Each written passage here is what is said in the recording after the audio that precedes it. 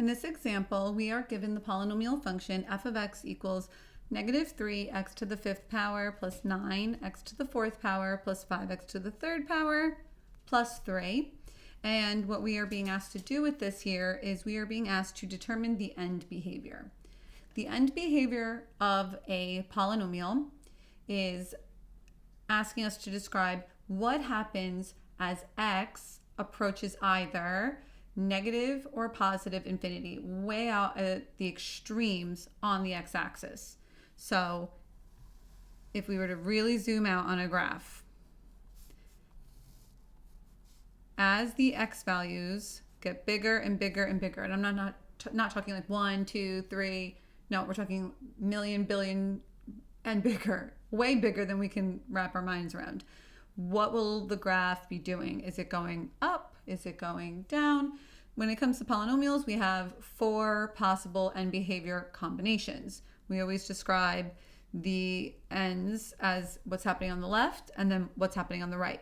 So we could either say up and up, or we can say down and up, or up and down, or last, down and down. 4 possibilities. Here, in this example, what we look at is the leading term. The leading term in this example is negative 3x to the 5th. Different parts of the equation tell us different things about the end behavior. Since our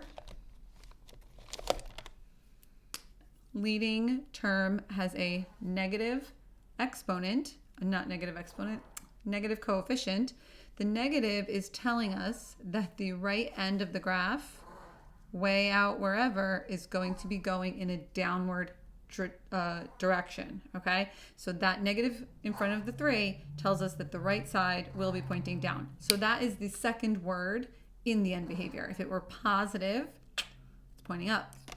Now, the left side of the leading term tells us about the right side of the graph. The right side of the leading term will help us figure out now the left side of the graph, but you have to do this first before you can figure out this.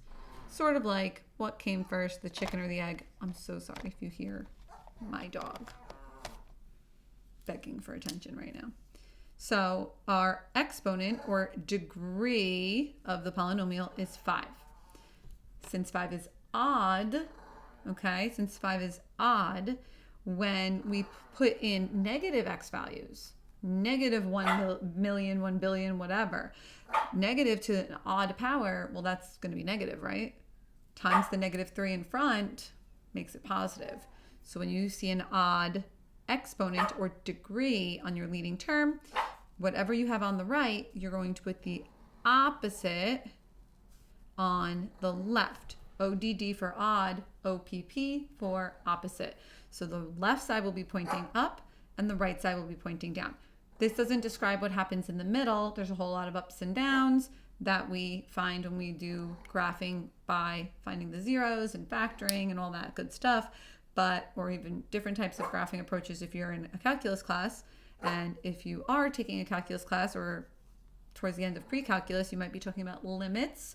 And this is also sort of like the light version of a limit conversation.